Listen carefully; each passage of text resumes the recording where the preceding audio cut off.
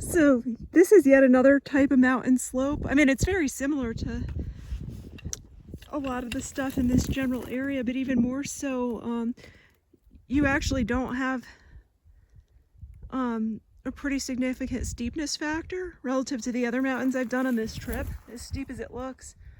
But the offset to that is the rocks kind of don't go tumbling down, so it's a lot more rocky.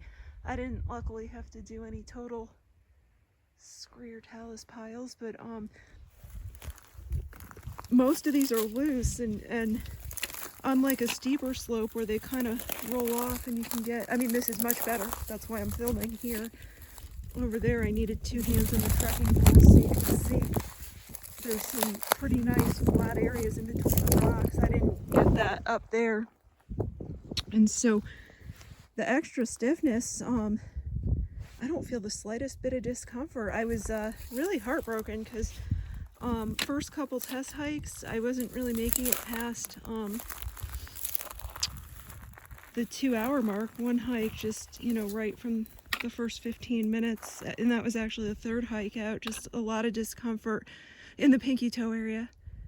And again, I stand my ground that it's not because the shoes are too narrow. It's the floor of the shoe, if you will, feels awesome. As I've said before, I actually have more room in the forefoot than in many approach shoes, but it's almost more on the side or top of the foot. And the lacing system on these shoes isn't terrible. There's certain shoes where you pull the laces and just can't get them tight, but what I don't like about these laces, which normally isn't the end of the world, but with all the other quirky design issues, it's made it a little more challenging, is that, you know, I said, wait a minute here, I didn't really get the pinky toe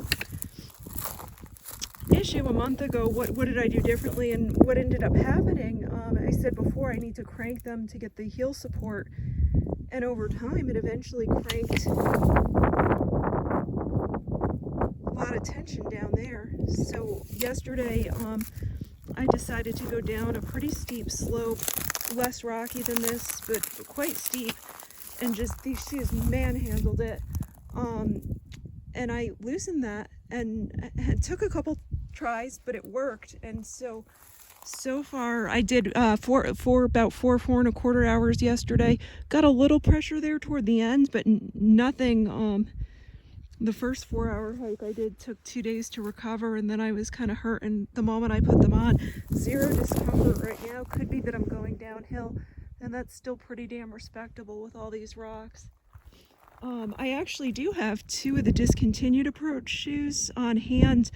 One of the reasons why I've opted to bring these as a backup, these perform better on the traction factor, and with a stiffer bottom, when I do misjudge a rock and it kind of bends my foot one way or another, just that stiffness prevents the foot from, an ankle from bending, so it's really amazing.